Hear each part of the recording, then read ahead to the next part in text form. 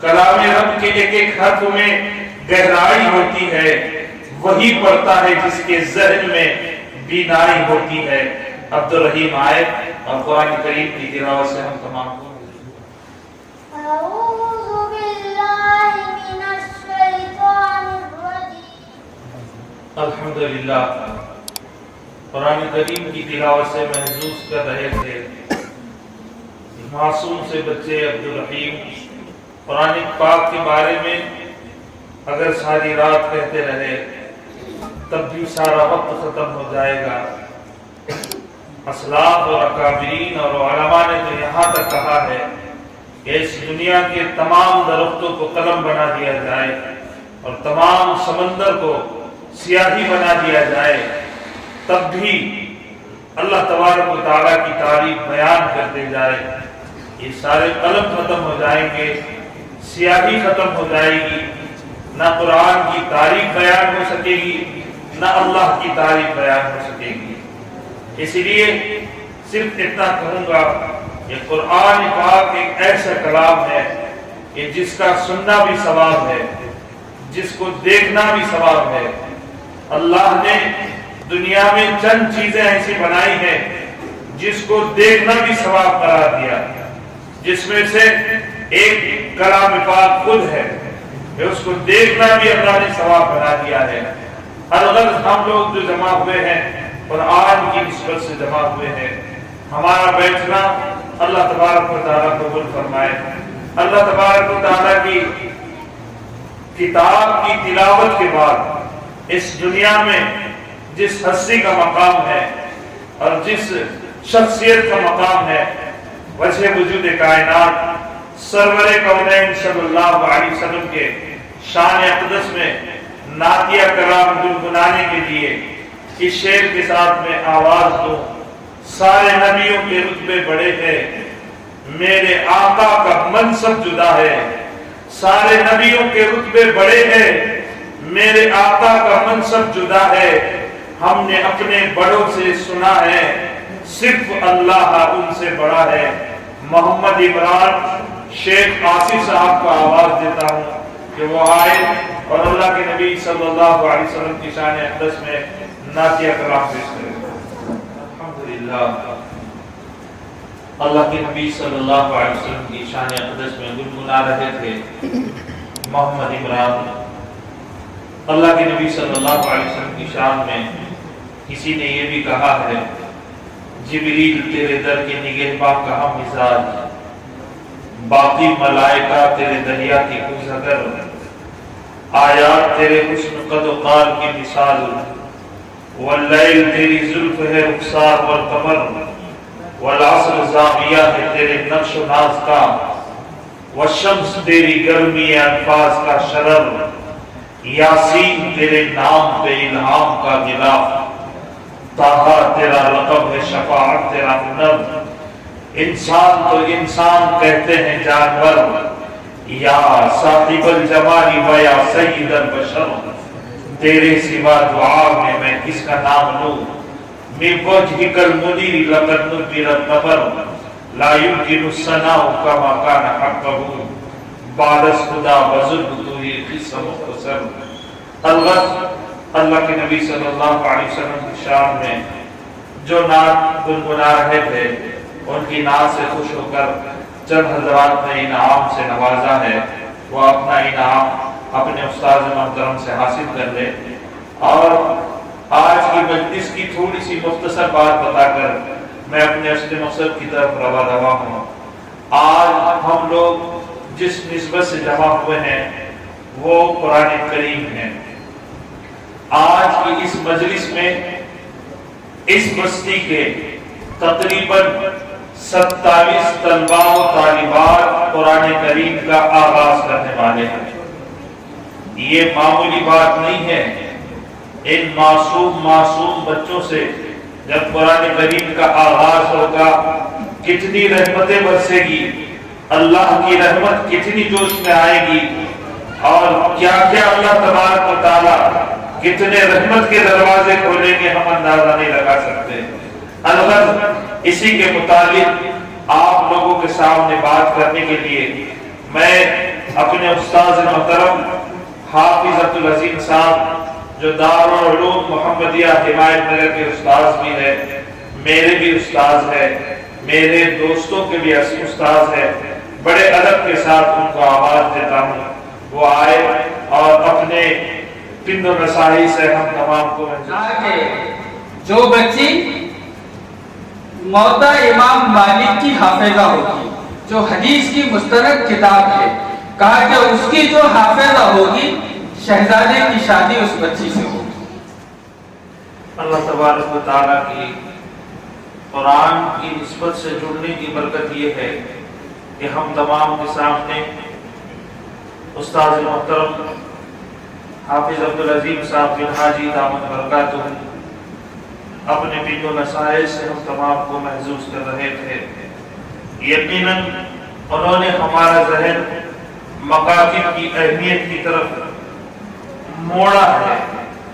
جب بات مکاتب کی اہمیت کی آتی ہے تو میں بھی اپنی طرف سے دو باتیں کہنا چاہتا ہوں۔ جس وقت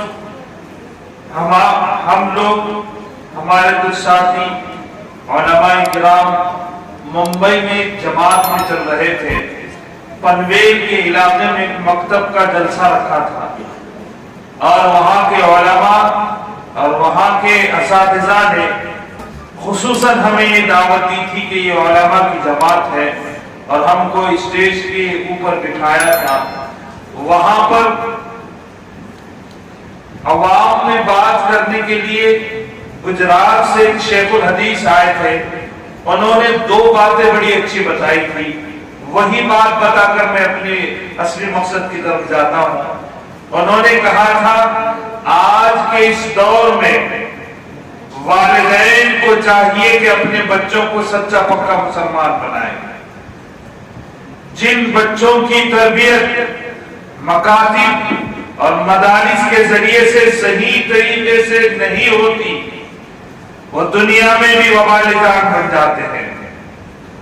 اور آپ نے دیکھا ہوگا جن کی تربیت صحیح نہیں ہوئی وہ بڑے ہو کر یا تو اپنے والدین کو ایذا و رسانی میں مبتلا کر دیتے ہیں یا تو اتنی تکلیفیں دیتے ہیں کہ اپنے ہی والدین کو اپنے گھروں سے نکال دیتے ہیں۔ یہ رہا دنیا کا معاملہ، جن کی تربیت صحیح طریقے سے نہ ہو، آخرت میں ان بچوں کو اللہ تبارک و تعالی میزان عدل کے وقت بلائیں گے اور پوچھیں گے جن کی تربیت نہیں ہوئی، کہیں گے کہ تمہارے والدین کے ساتھ کیا معاملہ کیا جائے۔ وہ بچے جو دنیا میں تربیت نہ ہونے کی وجہ سے وبال جان بنے تھے، وہی بچے آخرت میں اللہ سے کہیں گے ربنا آتِہِمْ ضِعْفَيْنِ مِنَ الْعَذَابِ، اے اللہ ہمارے والدین کو ڈبل عذاب دیا جائے، کیونکہ یہ چند پیسوں اور چند روپیوں کے خاطر انہوں نے دنیا کو بڑا مقام دیا، ہماری تربیت کو اہمیت کو نہ سمجھا اور ہمیں ہماری تربیت نہ کی اور دنیا کے اندر لگا دیا۔ جن کی تربیت مکاتب اور مدارس کے ذریعے سے دنیا میں ہوئی ہے وہ بچے فخر کا باعث دنیا میں بھی بنتے ہیں، والدین کے آنکھوں کی ٹھنڈک بھی بنتے ہیں، والدین کی خدمت گزاری میں اپنی ساری زندگی گزار دیتے ہیں۔ آخرت میں جب میزان عدل لگے گا اللہ تبارک و تعالیٰ ان بچوں کو بھی بلائیں گے اور پوچھیں گے کہ تمہارے والدین کے ساتھ کیا معاملہ کیا جائے۔ وہ بچے کہیں گے رب ارحمہما کما ربیانی صغیرا، اے اللہ ہمارے والدین کے ساتھ ویسا ہی رحم والا معاملہ کر جنہوں نے ہمارے ساتھ رحم والا معاملہ کیا ہے۔